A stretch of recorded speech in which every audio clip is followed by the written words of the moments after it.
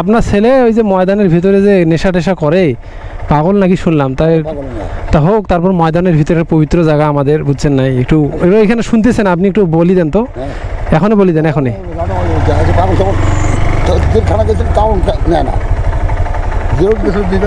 তারপর ময়দানের ভিতরে নেশা করতেছে, বুঝতেছেন না আপনি, একটু বলেন, বলিয়া ওনাকে ওইখান থেকে সত্যি বলেন।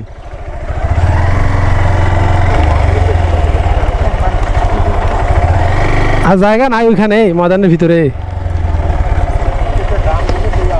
ওইটা তো খুব মানে আমি কিছু বলতেও না পারি, আমাদের এলাকার লোক। কাকা আসেন, একটু আপনার ছেলেকে এখান থেকে নিয়ে যান, জায়গা আছে না আমাদের ঈদগাহ মাঠের ভিতরে এরকম নেশা করবে, আপনারা জানিও যদি চুপ করে থাকেন, আপনারা জানেন, নিয়ে যান এখান থেকে।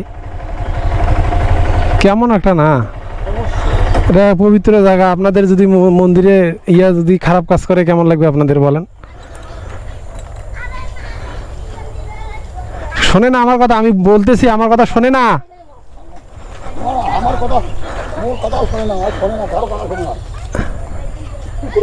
এই যে ভিতরত এক জায়গায় এমন জায়গায় লুকে আছে দেখা যায় না, এই যে দেখেন বসি আছে এইদিকে।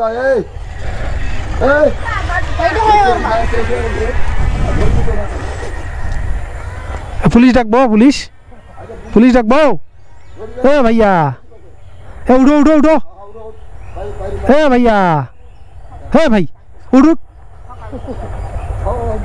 শোনে না গেল কেমনে ভিতরটা।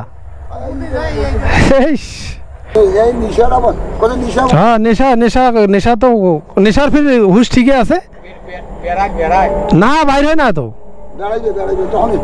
মাথা যদি পাগলা হয় নেশা তো ঠিকই করেছে। বাইর করে দেন, বাইর করে দেন, আপনারা যদি না বলে দেন আমি কমিটি বলি দেবো, নাইলে যে এরকম ময়দানের ভিতরে এরকম করতেছে, আপনারা যদি কিছু না বলেন।